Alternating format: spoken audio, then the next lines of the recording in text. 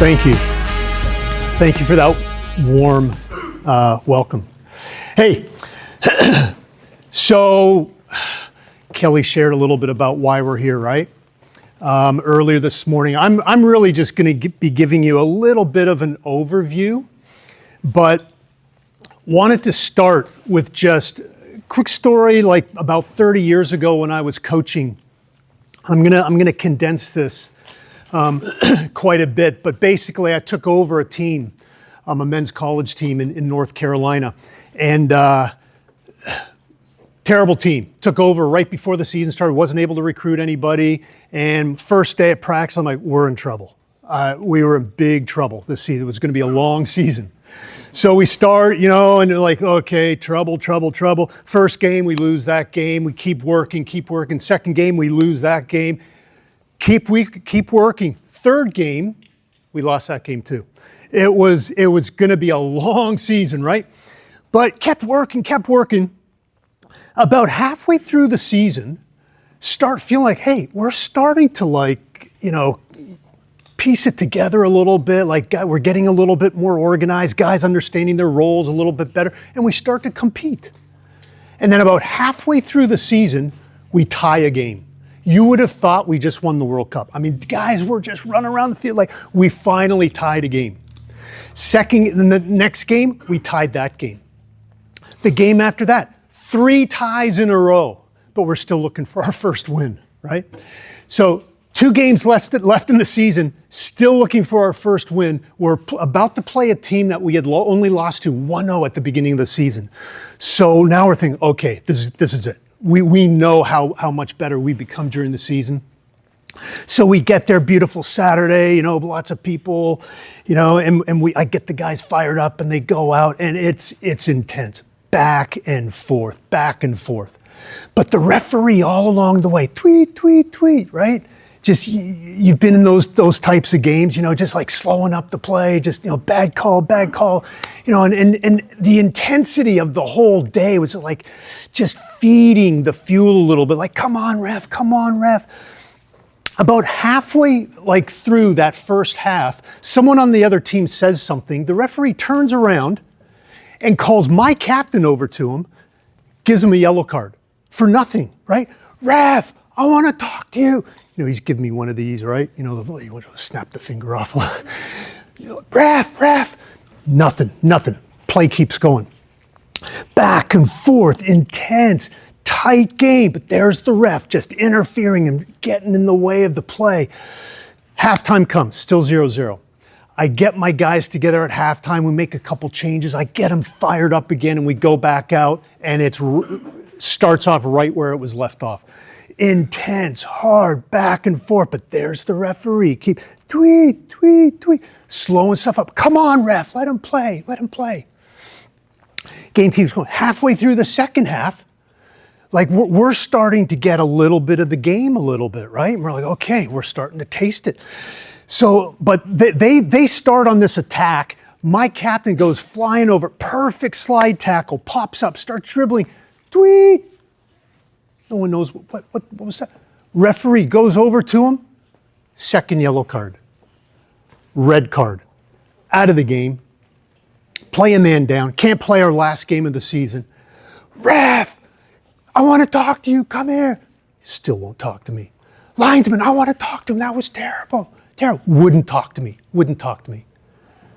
Game keeps going. So I'm there, I'm just keep firing my guys up. Even a man down, we're still getting opportunities. We're still fighting. We're still we're tasting blood a little bit. We keep playing. Ref keeps interfering. Anybody here a ref, by the way? Okay, I love refs, by the way. So anyway, this idiot ref was there. No, but so back and forth. He keeps interrupting. The game finally finishes.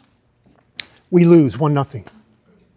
As soon as he blew that final whistle, I walked straight out to that referee in the middle of the field, and I told him exactly what I thought of him as a ref. I told him what I thought of him as a person. I blamed him for ruining everything that we had worked toward that season by his horrible calls. I was up one side, down the other. I said everything I wanted to say. I turn around, and there's my players standing, just looking at me. Like, what in the world? I was a believer at the time. A pretty laid back guy, you know? But here I was all of a sudden, like just absolutely abusing somebody. Here, I had even, like the school I was at, not a Christian school, I'd even brought my Bible to practice one time and talked to them about unity and love. And, you know, and now here I am, just absolutely losing it on the field. Suddenly, when I saw my players looking at me, I was cringe. I just had that embarrassing feeling, you know?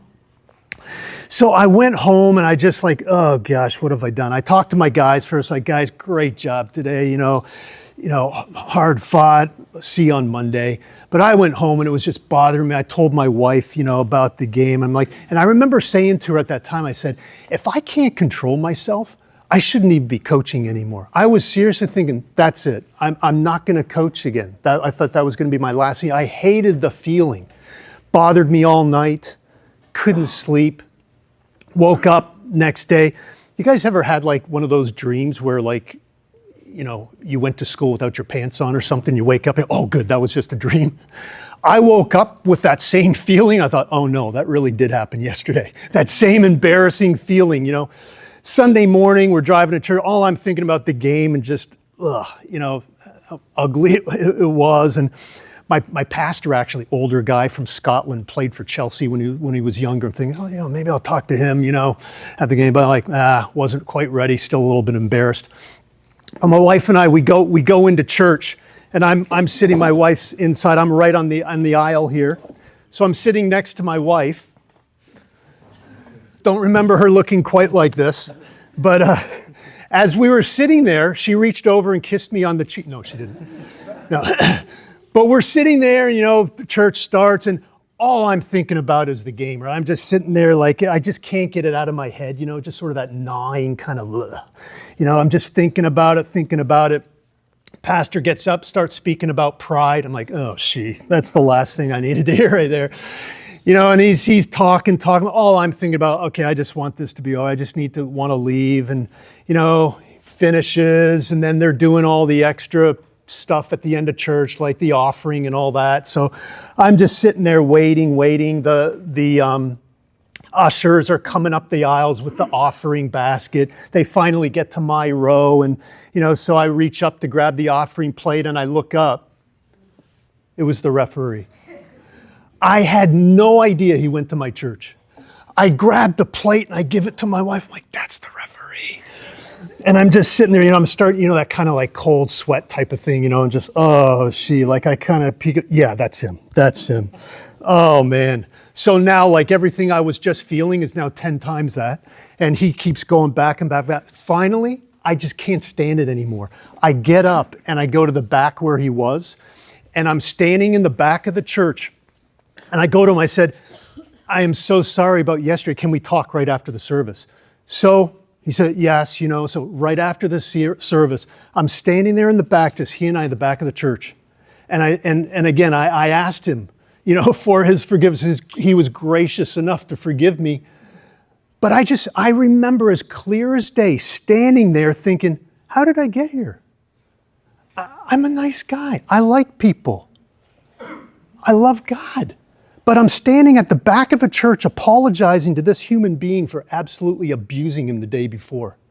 And I realized at that point that this was an issue of my heart. And I needed heart surgery. I needed to cut some stuff out that I didn't even know was there.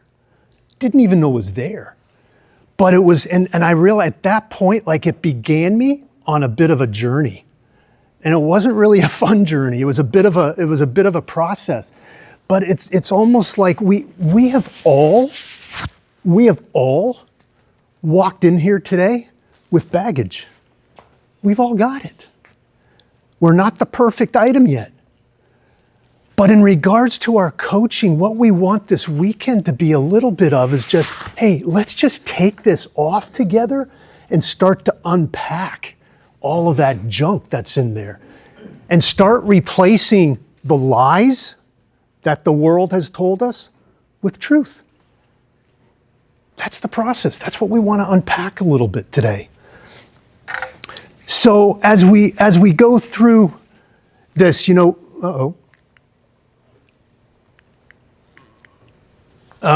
you forward the next slide?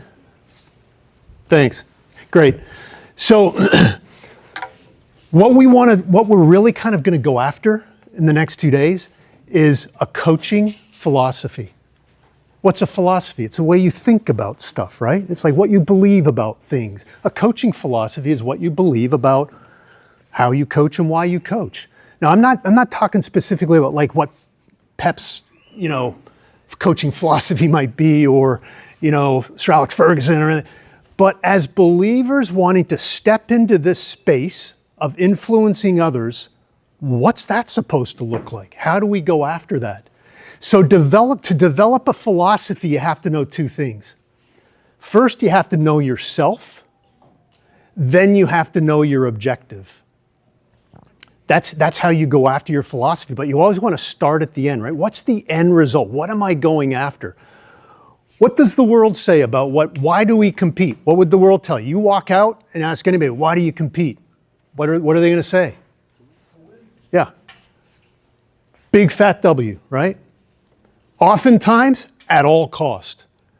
Some of the stories we could all tell about how that has crossed the line, and to the extent that people have gone to win at all cost, right? But as Kelly shared this morning, but hey, winning's a goal. Of course, you don't want to play against a team that doesn't want to win. That defeats the whole purpose. That destroys the integrity of the game. Of course we want to win. And it's a goal, but it's not our purpose. So as coaches with a kingdom perspective, what is our purpose? Our purpose is to see transformation in the lives of those players that are being entrusted to us. That's what we're going after the next 2 days. So, next slide. This is going to be a little bit of our roadmap. If that's what we're going after, we want to talk about, first of all, knowing ourselves.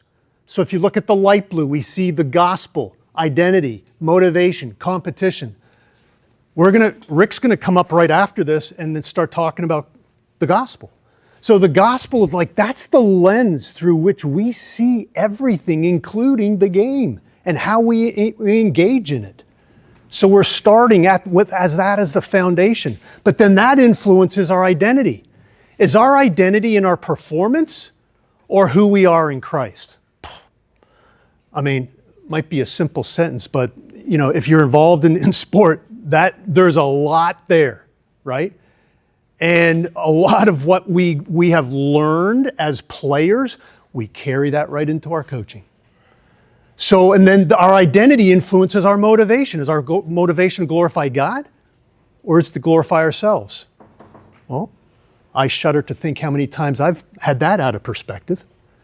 And then our competition is then how do all of those things unfold? How do we react and respond within competition in light of those things? So that's knowing ourselves. We're going to kind of dig in a little bit there. But then knowing our objective. If transformation is what we're going after, we're going to start with the team. That's the structure that we're all working within, right? And in particular, you think about that coach-player relationship, how powerful that is. As Kelly said this morning, a coach can influence more people in 1 year than most people can in a lifetime. Think about how influential a coach can be. Parents, teachers, but a coach is influencing in a motivating environment, and how much more effective that can be sometimes. So we're gonna talk about that and the different hats and roles that we wear as a coach. But then within that, we have a culture, and we're gonna talk about that a little bit. What it looks like to create culture by establishing values and growing culture, protecting culture, right? Teachable moments. It's where the rubber hits the road a little bit in terms of how we integrate sport and faith. But then all of those things will lead up to, hey, transformation. That's our purpose. So that's what we're going after. The next thing, if you don't mind, next slide.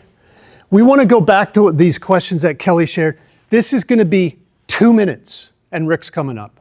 in 2 minutes, open your book and just begin to jot down what are the first things that just pop out of your head when you think about these questions. Just jot a couple of those things down. As we go through today and tomorrow, as you might be taking notes or something pops up as someone's sharing whatever, just kind of like, whatever notes might be there, but underline something, circle something. What are some of those aha moments that are like, yeah, that resonated with me?